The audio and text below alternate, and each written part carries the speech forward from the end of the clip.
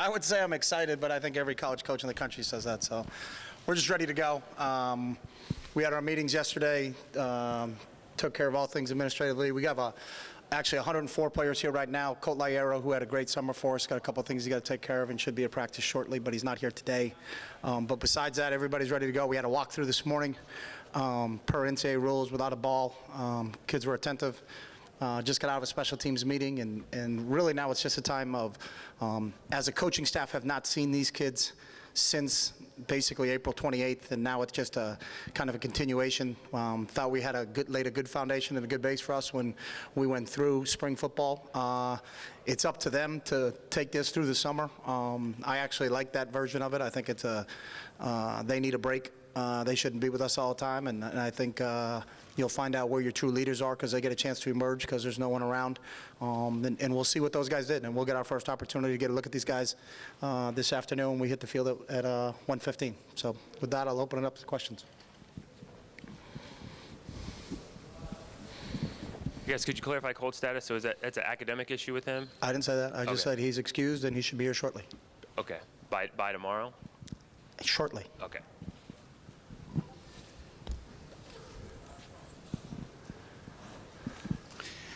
Coach, some positions, well, all positions, I guess, aren't really decided on the depth chart yet. At what point do you want to decide and kind of settle in on those in terms of before the first game? We'll have 22 practices before we determine that, AJ, and then that'll give us roughly about 8 days before our opening game against Arkansas State. But we've everything's open. We had 15 practices in the spring.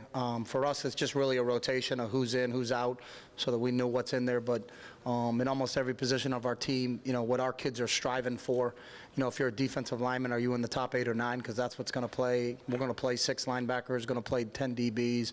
We're going to play 6 or 7 wideouts. Same thing at tight end, 3 or 4 running backs. So everybody's just trying to see where they fit in terms of a rotation. I think we've really developed depth over the last couple of years here, and everybody understands that. It's not about being the number 1 guy. It's about being in the rotation because we believe if you're in the rotation, you're going to play, and that's how we handle it. So for right now, it's just how many reps can we get. I think the unique thing is how we practice.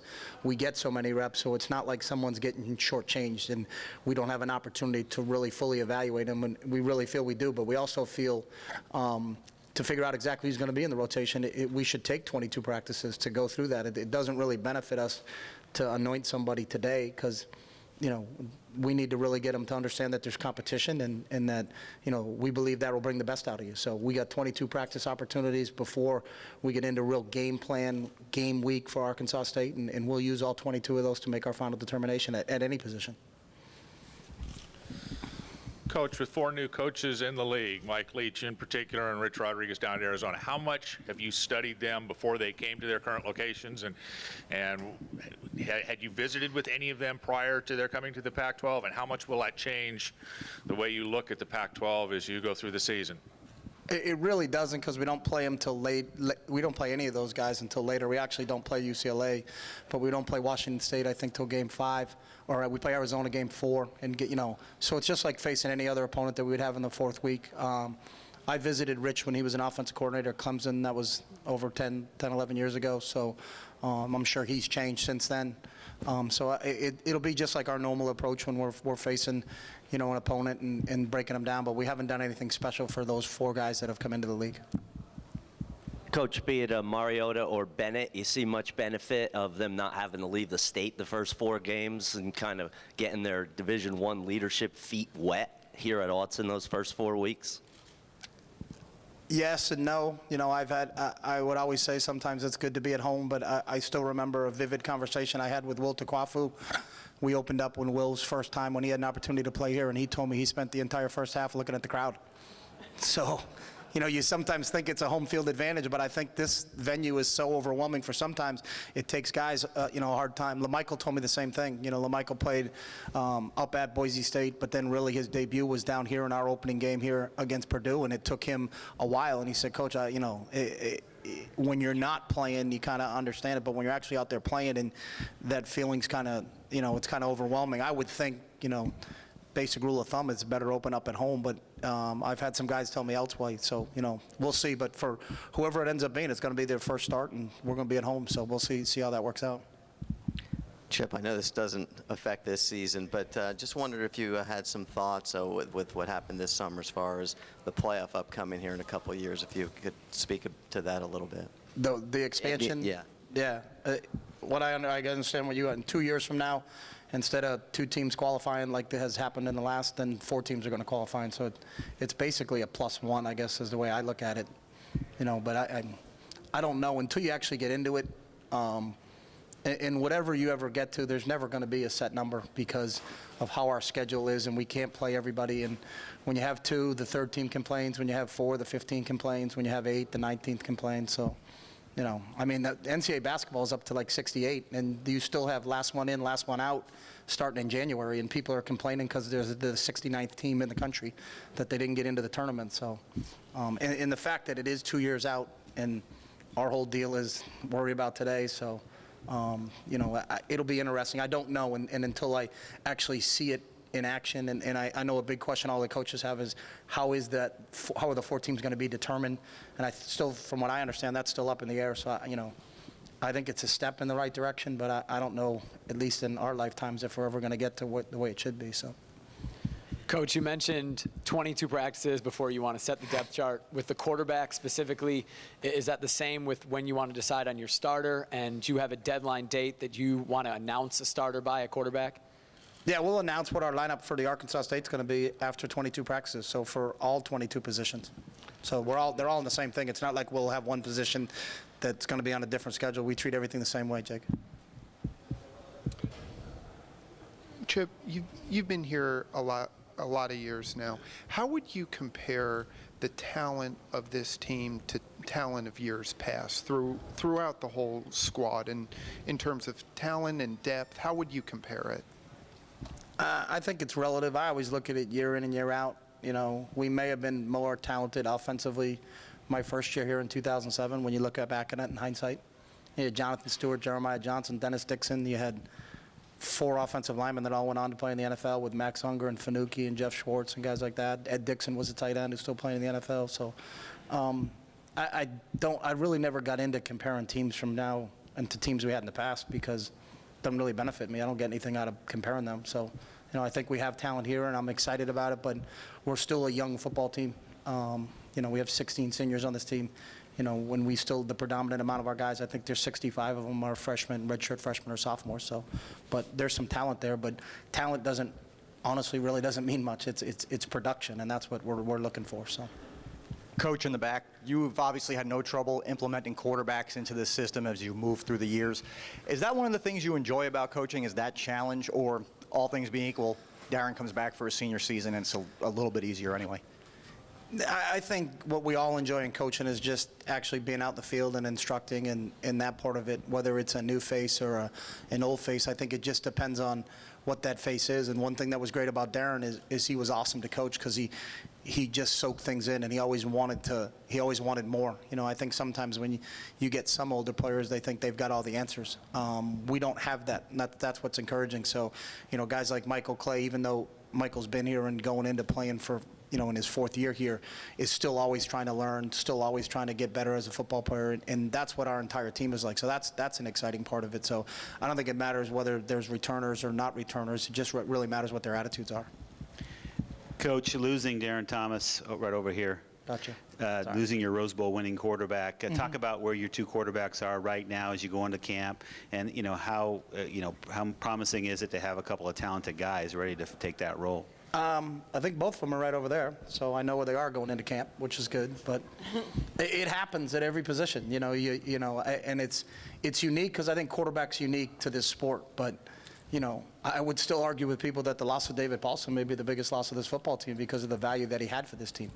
And there are unproven guys at the tight end spot that haven't really played in games, and it's similar to where we are, at our quarterback spot. But I've got a lot of faith after seeing Brian for a couple years now and Marcus for a full year now, in both of those guys' abilities to play. But until they actually get in a game, it's always an interesting dynamic. Sam Rutigliano, longtime NFL coach of the Cleveland Browns, used to say that you don't know what you have in a quarterback, and it's like a tea bag. You don't know what you have until you put it in hot water.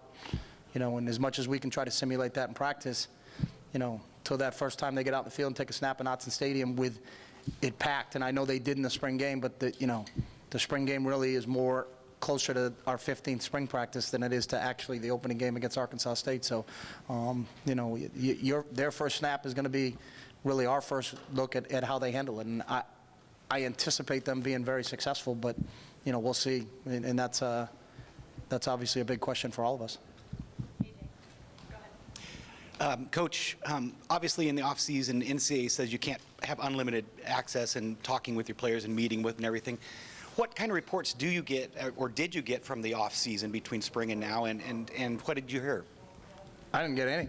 The only people I talked to were Tim Brugman, our academic guys, just how those guys are doing over at the Jacobs Center. So Coach Radcliffe was away at the Olympics, so actually Rad just came in late last night. So, and it really doesn't mean anything to me. You can tell me what everybody did, but I'm going to see him this afternoon. So, to be honest with you, it doesn't matter how great a kid Summer has. If he goes out and can't make it through practice today, what he did in June and July probably wasn't enough. So, and I'm always valuing my own opinion on what's going on out there. Not, Joe Jones said this kid had a great summer. That's great. I don't think he did. I just saw him throw up. So, we'll see. Coach, are you opposed to playing both quarterbacks even without injuries this fall? And also, what's been your level of contact with Darren Thomas and your thoughts on what's happened to him since he decided to leave Eugene and his possibilities of maybe coming back to the program at some point as a GA, or if he has an interest in coaching in the future? Is that a 5-part question? Or? Yeah, getting them all in as I can. Let's start. First was the quarterbacks opposed to playing two quarterbacks? Yeah. No, I'm not opposed to playing two quarterbacks. Everywhere I've been, it's always shaken itself out that one kid has emerged, so that there has been, a starting quarterback, that has emerged, and it was evident to not just only myself when I had the opportunity to make the decision, but everybody else involved in that decision. So I haven't been in it, but I'll never write it down. It's kind of like in Pirates of the Caribbean. There are rules for pirates and there are guidelines for pirates. So these are guidelines that I kind of judge myself by, but I'm not going to lock myself into a box and say that there's absolutely no way we're going to play two quarterbacks. If it ends up being dead smack even, I've never been in that situation, so I don't know, but I don't think it's fair to either one of those guys if it is that way.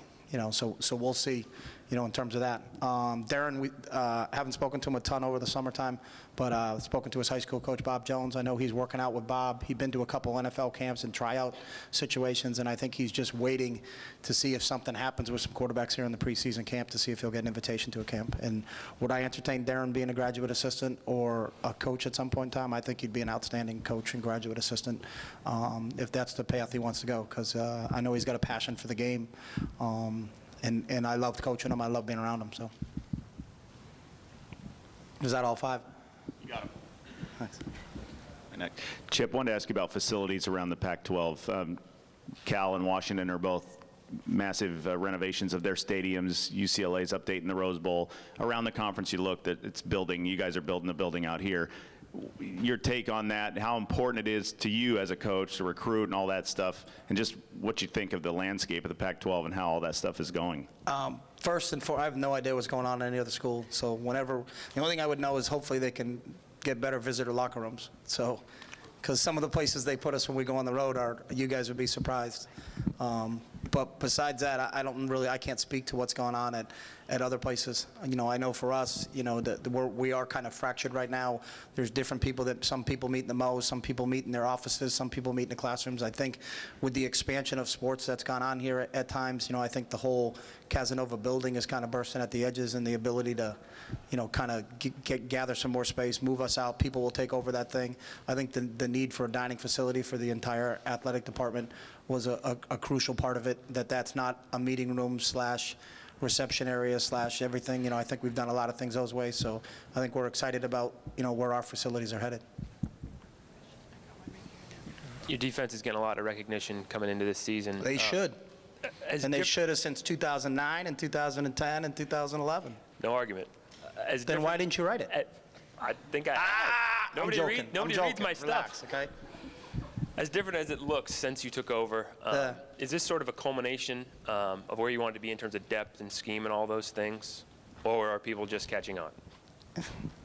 I would say the latter, but I think you guys are smarter than that. But you don't win championships unless you play great defense, and I believe, I really truly believe our defense has been underrated. But I think, you know, and we've gotten better. I think they have a better understanding of our schemes. I think our coaches have a better understanding of our players, and I'm glad they're getting the recognition. But I think what Nick and our guys on the defensive side of the ball have done for the last 3 years is, you know, you don't go, and I don't know, I think 25-2 in this conference and not have a good defense, you know, and I think it's the same thing with our special teams. I think, you know, our special teams don't get enough credit, and obviously we do score a lot of points on offense, but, you know, it's to win and to play at the level we've been at and to be 34-6 in 3 years, I think you have to be sound both offensively, defensively, and special teams, and that's always been our goal. You know, we've never wanted to be known for one thing or another. We want to be known as a great program, and it doesn't matter if we score 15 points in a game like we had to do down at Cal, but our defense played unbelievable in that game, and we had a huge punt return for a touchdown.